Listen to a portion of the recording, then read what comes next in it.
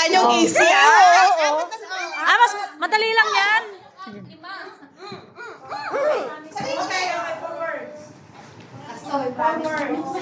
Ate Feng, pag ganito ka, te, para makuha ka sa video. Oo, para makita ka. Hindi siya makuha sa video.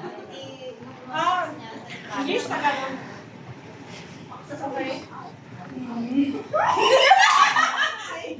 Meron din pala to, no? Ano ba? English Tagalog. Tayo. Tayo. Sama-sama. Buti-buti ng Diyos? Hindi. Sige.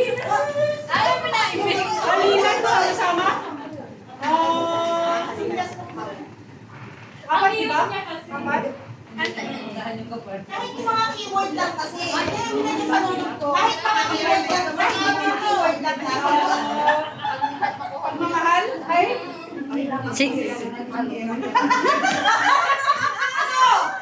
Kaya buti na naman. Diba? Hirap? Yakap. Yakap, oh Lord. Yakap. Ano? Yakap, yun. Yakapin mo. Yakapin mo. Yakapin mo ko? Yakapin mo. Yakapin mo. Magsabi ka kung oo, hindi. Hindi, tignan. Hindi siya nagre-react kung yun o hindi.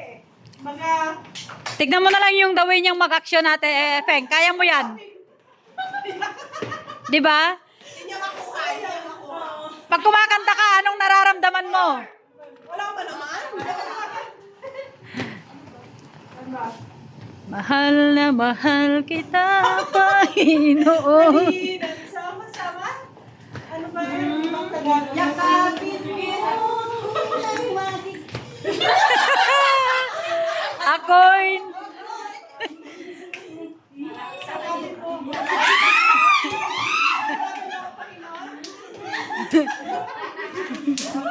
Nakakabaliwan. Alam mo.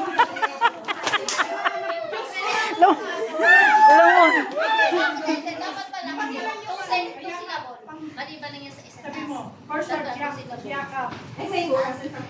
Other term ng yakap. O yung mga kantang yan, ginagamit natin every Sunday, ha? Praise and worship talaga to. Oo, hindi kami kumuha ng mahirap. Pagmamahal, gaya kinakanta rin sa Praise and worship natin to eh. Mahalin. Dapat pala yan. Dapat mabilis lang ako masyado. Oo, masyadong mahaba talaga. Dapat lang. ikaw, dapat ikaw. Wala na yung start. Yan na. Ako. O, para fair naman sa iba. Haba naman sa amin. Hindi, pero nga. Parehas lang. Pares lang 3 minutes. Ikaw na yan, ikaw. Ikaw. Hindi na kukuha si ate Feng na. Pag malapit. Kaya lang. Pangit kasi. Pangit kasi pag dito.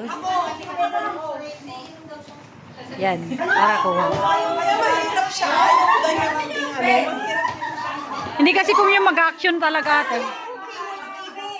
Pag nakuha mo yung keyword, kasi nanood din ako niyan sa YouTube ng mga pag nakuha mo kasi yung keyword, kita